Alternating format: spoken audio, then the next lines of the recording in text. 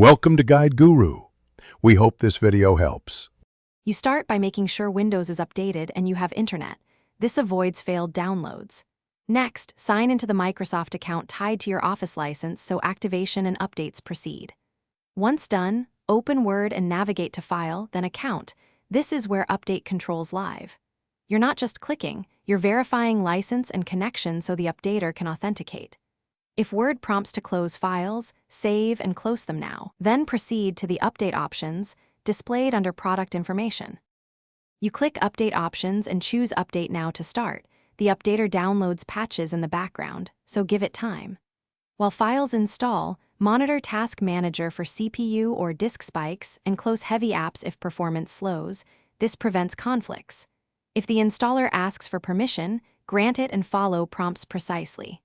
Once installation finishes, Word may request a reboot. Make sure to reboot promptly so file locks clear and the new binaries load. Finally, verify the version. You finish by checking functionality, open a sample doc, test templates and add-ins, and confirm autosave works. If the update failed, first run Windows Update, then use Control Panel or Settings to repair Office.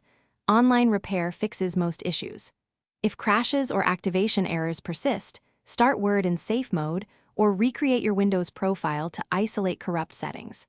When all else fails, capture the exact error code and contact Microsoft support. Having your license info ready speeds resolution and gets you back to work.